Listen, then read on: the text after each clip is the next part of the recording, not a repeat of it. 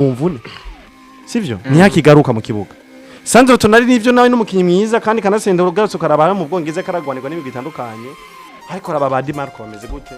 Baston nivyo n'umukinyi nawe nyene novuga ati atari mubi cyane kuko na FC Barcelona bakoze ko zakubitana imitwe ngo zimusinyishe mu FC Barcelona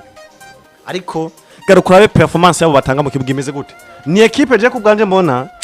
ntabwo bari determine vraiment ntibari determine rabonye ku rukino rwejo barangije bafise position de balle ibice 35 kuri 35 byo no vya kimwe gihugu cha Bosnia eko nibara chere mbona ko no kuri vraiment Butaliyani ntabwo buri determine wapi ti ntabwo buri determine kugeza muri kano kanya reka tuje mu ntama rugamba naho novuga ngo bariko barakina ku munsi wejo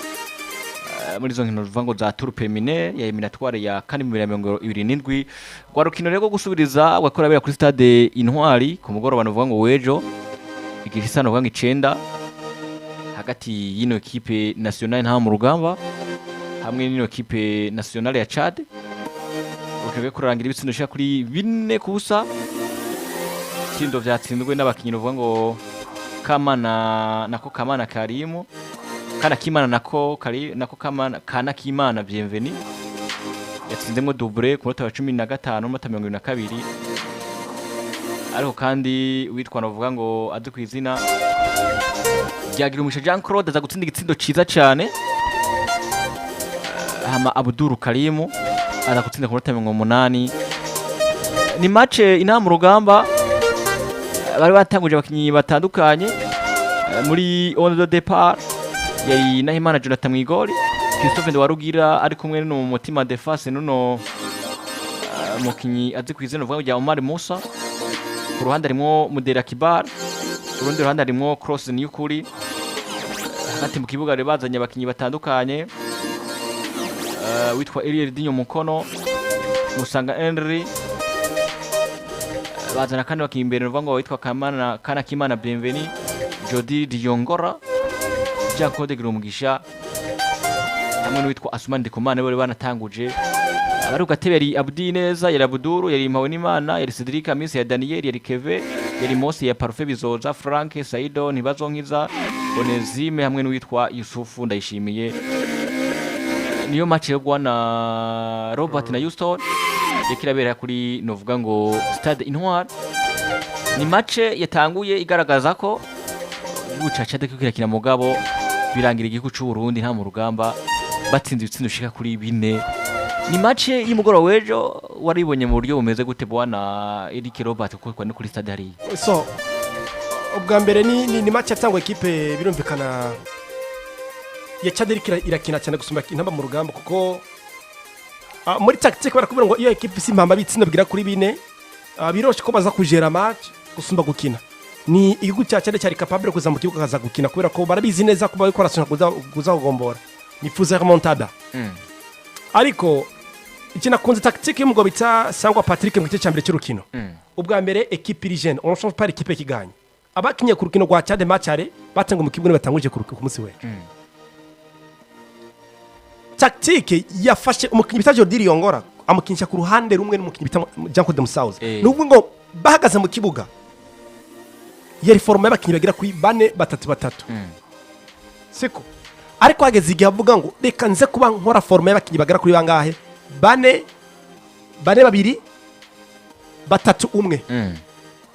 abwiriye umukinyi bita Musauza n'umukinyi bita Jody Diongora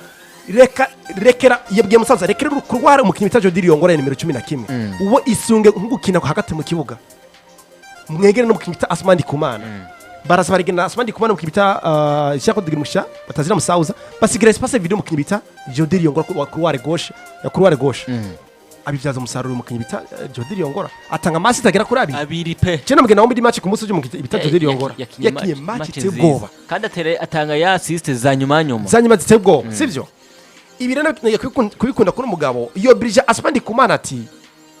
nuhe agahengwe abakinyi ba defenseur ba Chad muri pressing ni mu vyukuri gitsindo cya kabiri cyabonetse cy'umu kibita kana Kimana Bienvenue harimo travail mu kibitane Asman Ndikumana balo urayidepoje kuri poitrine uramutije balo hasi umupira mu kibita Jody Diongora akinye kwa kwandekwa kumukinyi bita kana kimana Bienvenue tukirinjiye mvugo ni pass z'abakinyi bagera kuri batatu ni Asmani Kumana ni Jody Yongwani kana kimana Bienvenue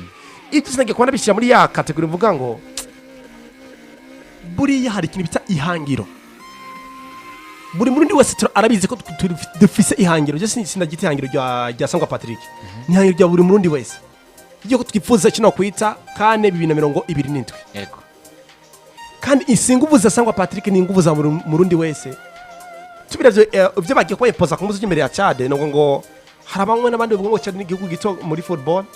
ariko ndashaka cyo kwiparametse igihugu cya Tchad gato inkino biro gukina kugira ngo mutabure ko Tchad atari igihugu gito ariko nacyo cyatsindika pe cyakutsika pe bafise rero defense yabo iteye ubwoba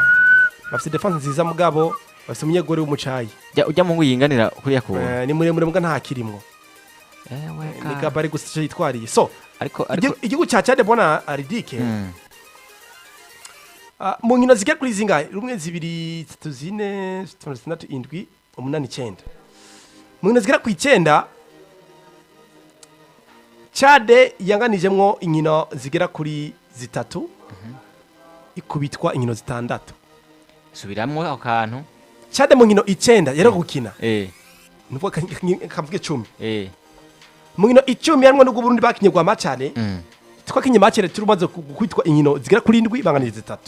urumva Tchad na nyene nta itariki indwi z'ukwezi kwa 6/2025 Tchad yakwiswe yanganije rakinye busa ku bundi itariki 10 kwezi kwa 6/2025 bakina na Kenya kandi Kenya bakisinda 2-1 bacha bakina na Ghana itariki zino kwezi kw'icenda 2025 banganye na Ghana kimwe ku kindi urumva Ghana ntisanzwe nisanzwe bacha bongera bakinigiriza ya mu kwezi kw'icenda 2025 bakina n'iguca Madagascar iba kwita 3-1 Madagascar isinda Tchad 3-1 yego igerekezo ryo muri kwezi kw'icumi 2025 bakinye na equipe ya Mali batsinda 2-0 bari muhira hari iwabo muri Tchad injamena nimba injamena bakira equipe ya Republique Centrafrique itariki 12 kwezi kw'icumi 2025 ibatsinda 3-2 bakira Uganda barabakira yego itariki 14 kwezi kwa 11 2025 Uganda butsinda Tchad 2-1 itariki ya 15 kwezi kwa 11 Uganda bwongera butsinda equipe ya Tchad 2-1 itariki 17 kwezi kwa 11 2025 Tchad yanganije na Mozambique 2-2 uheruka itariki 27 twakwita ibitego 4-0 bakibaza kwisa ntware kandi bakwiswe n'ibine kubusa nubwo inkino 11 bakubiswe inkino 9 banganya gatatu ama kwiswe 8 banganya gatatu nta kunganya nta no gusinda kurima impossible Tchad twatsinze nayo nyene rero bahunga ureka nagana nyene n'amazi igende ni ndembe Tchad nabonye bwana Robert na Yuson baravuze wanashaka baranavuze muri igihe bari muri Tchad baravuga ati Tchad yakinye match nziza mugabe igihugu cy'u Burundi kirakina ariko kiratsinda banako kiratsinda murakoze ku munsi w'ejo Tchad yari yije itera umupira nyine ubona menga igomba yica abantu ariko erere imwe witwa nuvuga ko Kamana Karim nako Bienvenue kana k'Imana aza kwatsinda igitsindo ciza cyane yabo umugaredier uraba abadefenseur muri mediane bavyagagara ko mengo nabone hameze neza ibitsigwa vyinjira nk'imvura sivyo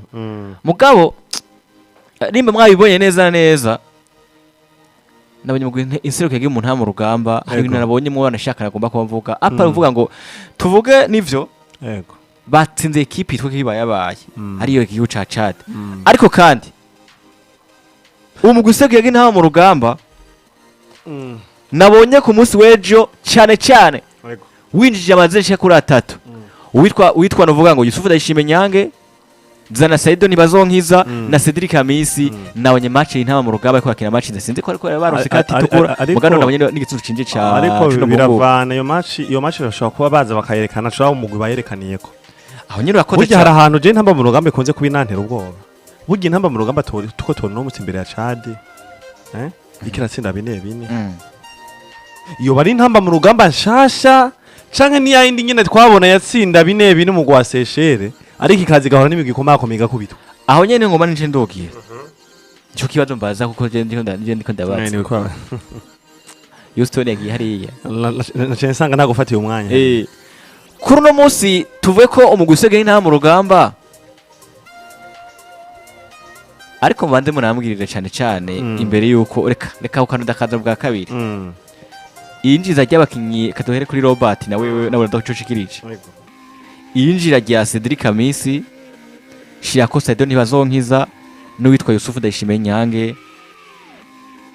wabonye urukino rwacu rugenda gute ubwo se twabonye ko umugwisege na mu rugamba ariho baje kwerekana bavuga ngo urugero rwabo rwiza rusumba byo twabonye igice cya mbere cya kabiri aho batsinze ibitsindo yinjira ry'abagoshe bari batatu hashije cyakoze ku munsi w'ejo cyane kuko ino konti igitego cya kane cyatsinzwe n'umuhungu bita Abdul Karim Mpawe n'Imana umukinnyi wa Kenya wa Rukinzo harimo travaye umukinnyi bita Yusufu Ndayishimiye Cedric Kamisi washaka ni cyane uze cyose cyage uno muhungu cyangwa n'igurusha byavuye kwa Yusufu so ni travaye umukinnyi bita Sadon bazonkiza Cedric Kamisi n'umukinnyi bita Yusufu Ndayishimiye Yusufu Ndayishimiye ni umukapitene ubu tuvuga na equipe nationale n'umukinnyi afite experience akinyi ko rikomeye rya Ligue 1 mu cy'Ubufaransa muri equipe ya Gesenis atsiparo rya muhungu na mweme umupira kinya ku munsi wejo umubira afise n'umupira kina ntibingana n'umukinnyi afise gabari peni munini cyane ariko umupira kina utebwoba umva ni muntu munini mugabo umupira kina nawe ni munini Yusufu azi bro nimwe mvuga ngo urumva umupira w'Iburayi ngo twara nagiye mbona umupira w'Abanyaburayi ane mutuva ngo harimo bitaje Jordi Yongora mungu bita cross ni ukuri yakine ku numero 2 nawe avyibushe urakoze avyibushe no gabari Yusufu Ndayishimiye hamwe na Ndunda kinibura ninde hari Jordi Yongora navuze Jordi Yongora mva cross ni ukuri mungu bita Yusufu Ndayishimiye nujya Vance sisiyo yarasubiye muri equipe bro bakira umupira w'Abanyaburaya wa mupira w'Abanyafrika gukubitagura twirukanka mengo siyo bakina baro y'Abanyaburayi Robert naguciriyemo nabonye uno cross ni ukuri mbona Jordi Yongora akina gapira kagapira nyega gafise ico yuko karaja gushira ko isuku apa numva ngo ipasi indi yadunda ipasi ikubura igazo n'abanyamwuga urumva hari pasi igitsindo cy'umukinnyi kana kimara Bienveni yatsinze Jordi Yongora yamuhaye pasi ndavuga ati babandi bafungura bwa bigoyi bakavuga fungura karobo kadakwinuza iyo kiyigwako yatanze pass ikubura igazo irashikira umukinnyi neza cyane yerimye defenseur batatu atsinda igisino so umbaje ikibazo cyane kwa kimije mu kibuga ubwa mbere Cedric Kamisi na umukinnyi no kiri umupira w'Abanyaburayi yego wamuravye neza tushe ziwe yarakinyi Burayi no yerese umukinnyi yorosha uyu turamwibukira ivyo yadufashije mu ntamo rugamba muri 2019 Sasa ntibazonga yakinye Burayi no yene umupira kinyite bwo ari muri za kamo Faransa abahungu batatu binjiye mu kibuga mbona experience zibiri zinzira icyarimwe Cedric Kamisi kuri pass yatanze kuri Mpawinimana Abdul Karim sino cya kane pass nziza cyane wigwege kimuhayemo Cedric bazanye sagati mu kibuga kakinatera yose Yusufu Ndayishimiye impeccable kuri numero 6 ndavuze ikintu kimwe basore bakina dupira urumva nimba sangwa Patrick yibwije ukuri kamya ko poste umukinya bwizo kina poste par poste apana kumahenge ivyahengeka equipe nsezo kina byiza bro yavuze ngo ngiye kudahindura equipe yansindiye cyane bitego bine kuri matchale ngiye gufasha bari bahungu baje mu kibuga mpindura tactique ibyo bakina mu kibuga birasa kubibyaza umusaruro aravuga ngo ngiye gufata abana bari jeune abari ntangoza mu kibuga bakiri bato bro abakinyi bato mu kibuga sofu mukinyi bita ibungu bita Rucho akuze niyo mungu n'umunyaguri Jonathan abana bana bakiri bato Jonathan numvise umbwira amajambo shango biragoye kuzobona ngo umukinyi umusubirizi ngo Jonathan ayima nukuri kwimara kuzona umunyagura asubira Jonathan nemena mwigori ginamba mu rugamba biragoye n'umunyagura ameze neza pe akora mu mipira ahagaze neza ameze neza atebwo iki ni naco nimba mu byukuri sangwa Patrick umaze kubona ko mu byukuri ego ndebera ko Polivalence iraba ku mukinyi bita Modera Kibar ubu tuvugana ku nimero 3 na kubera ko twaboze umukinyi bita Marco Wemans nta yindi ko dufite ni Modera Kibar ku nimero 3 kandi yakinye neza nimero 3 yamaze kubamenyera rega ni sawa urakoze cyane twara turiye tukavuga ngo n'umuhungu Modera Kibar nabonye n'igitsindo canje gabasha urakoze cavuye kuri we ca kane y'abateye ca gatatu hari ukuntu batanga udupase bona Houston kuko n'igitsindo cinjiye nimba ari ca uno Abduru bakinye kumpisha kuri 3 yonyene ni kuvuga ngo twararize turahogora turavuga ngo tugiye kubura nimero 2 inyuma y'isoko ry'umukinyi bitande Abdul Karim Makenzi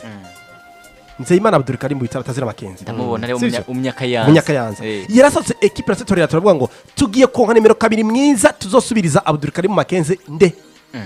twagize imana turonka umukinyi bita Cross niyo kuri igice cyo muri equipe nationale kina kuri nimero 2 yatanze byiza turavyibuka sivyo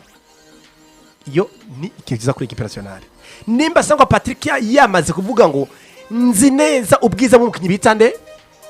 De Jong uyu mungu kina mu Omar Musa kuba kina nyine na defenseur mwiza pe kandi ari pose cyane akini baro urumva twara muri equipe nationale ngo ndazi ko Yusufu ari umukinnyi w'itangaza reka namukinishe muri axe ari kumwe nande na Fedeko Sabiyumva uko nako iyo axe yabo itafunctiona neza ariko bakizira bakavuga ngo Musa Omar Musa ukina muri equipe ya Gorilla ntiko kwizera ariko ko akina muri equipe ya Gorilla mugo ubushoboza bufise ariko tuvuga nabonye ku match yejo sangwa Patrick yavuze ngo ngiye kuba ngira kucyo Omar Musa karama mu equipe nationale singire kuri equipe akinira aramukije muri axe yakinye match nziza no match yare match retour so nubwo ati ubwa mbere kuba yagiye agira ku cyo bitama poste par poste kuri poste yiwe icyakabiri naco experience bakinyi batatu binjiye mu kibuga equipe ya Tchad binjiye barabafuti baribura mu gihe bavyo bararonka ni karate tukura kuva binjiye no bahungu nani bayikora nyene umuhungu kwitwa Cross niyo kuri urukuvuga ngo equipe ya Tchad hinjiye Yusufu na Said no mukinyi bita Cedric Amisi nivyo gukora kwibara yari pasi mwe zibiri zibari mu gol pasi ari ukuna kuri ariko Intamba wundi uje mupira zazawusize aho nyene mbere warashaka ngene neza kungana imbere ko mbata kibazo bahungu tuvugisha nyukuri imbere uko tuvuga kino kibazo canke ino kesyo sha nanje nogera ntavuze ivyo nabonye no nibwe niko abarundi bavuga uravye guhera mu igori Jonathan Ahimana ukaraba ukunekera kina n'ivyo niko ramutera pira myinshi ukaraba ku ruhande witwa nuvuga ngo Mudira Kibare kera kina ukaraba Cross ni ukuri umuhungu yambara nimero 13 mwiza cyane akomeye nyaruka akomeye ucuza hagati mu kibuga bona Robert na Houston zanga musanganire zana Erdinho mukono undi muntu nakugira mu match Erdinho bakinye match idasanzwe Erdinho kinye match ndiyo uyu muhungu akina muri Tanzania Chushya ko yandi mazina rero nayo nova nanje ubwanje no shaka kuba mvuga ko ariyo yabaye itara kuruta abandi matara yose apare yabana bakinye bafise experience wanyumva zana izina rya Jordi Riongoro zana izina rya Kamana nako Bienvenue kana Kimana kuko nawe ngene numva ko ari mukinyi mwizege nyine neza bubona Robert amakazi yose bamuhaye ariko aratumbera mu igore buriya ishuti imwe niyo yateye inyuma yonyene iyindi aya makoze yose ya Rossi ya concrete hariya urumva uzanje Jordi Riongora uzane uno muhungu azi ku izina rya Girumushi Jean Claude nawe yeka kina gati mu kibuga naciye nibuka izina rya Lamine Yamal igiye akora kina na Newcastle nabonye hamwe hagati mu kibuga hamwe ataco hindukana no musore asanzwe akinira mu wa Valencia yaciye muri Las Palmas Ramazani hamwe yaciye muri UD Almeria kwase mu Burundi umwanya ashaka kuza gukinira igihugu c'Intamba mu Rugamba yari inkuru nziza cyane uno musi reko ndavuga ngo ushaka ko maze shaka kuri atatu ushaka na Erdinho mukono ushaka musanganire ushuke n'abaratero babiri Mudira Kibari kibanda yamaze kwifata ari byararangiye Cross ni ukuri atagize ikindi kibazo n'umukinnyi ateye ubwoba ucushira ko yo maze shaka kuri atatu na afite experience kuri bando touche ba Yusuf zana izina rya Sedoni bazonkiza zana izina rya Cedric Amis kadono kakagabo we burya mba namwemera bazonkiza arakomeye we bazonkiza aracyakomeye Saido aracyakomeye basi ni ingira kubwira ikintu kimwe bwana Robert ingira kubwira ikintu kimwe okay 20 minutes rakwiye kuri ubuza kubwira ikintu kimwe nivyo bano ba Saido barakuze uza gusanga imyaka isa nkayo kirabarega kuza kuba compara nano ba Yusuf bakiri bato bano abantu bantuze bagira umugisha ba Erdinho usanga ari ibintu bigoye cyane ariko kumugira muri squad babiryoshe abari ikintu ciza cyane kuko ushaka kumwifasha imyaka 20 iminota 20 nako afite ivyo ashaka kuguha kandi vyiza muri iyo minota turi kuranyumva yabize neza no munyereza sangwa Patrick ati tuzi impamvu dufise impamvu dufise umukinyi bita Saidon bazonza no mukinyi Cedric Amisi muri squad ya Kigali ikintu namushimye no mumenyereza sangwa iramenya gutegura Viestere ko ico kintu cyakomeye Viestere yarasambutse kuno mumenyereza uno Etienne no kuri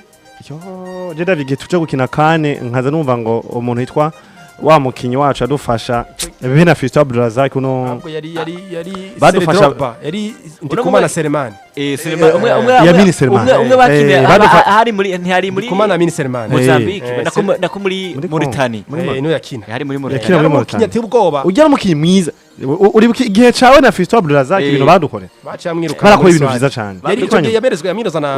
na mutombora ugasanga VST mu ibintu by'akajagari banaka ntibishimiye ko nuko ikindi ukadona ngo baramurungitse ngo aragiye ngo asubire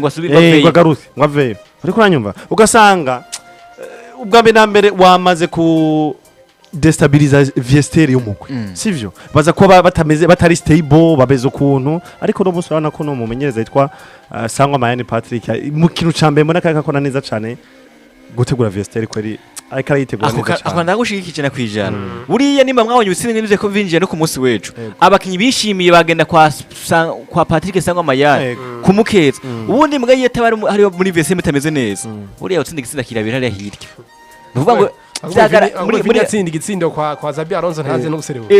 muri conference de presse onye Yusuf ndayishimiye ingene yaranezere kumwe na cyane hamubwira utuntu hariya natatirebere Sangwa muri press conference yishuye neza bamubaza ku kijanye no kutagira lisansi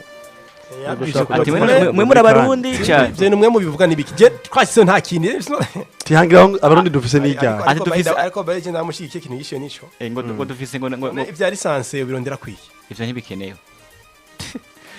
basore ikibazo rero cyanyuma turavuze Patrick Sangwa Mayani umwe wa meza nuvuga ngo badasanzwe muri equipe nationale ariko aragerageza kuba yubaka vestiaire akakatanga no shaka n'umusaruro kuri zimashisha kuri zibiri ya Tchad isindo bibiri ndine match retour bisindi ndi bine zinashaka kuri 8 tuvuge ko kuno kuneka rubaka equipe nationale nta mu rugamba witwa Cedric na kuwitwa nchini bwana Cedric kazina namubonye ku munsi wecu tuvuge ko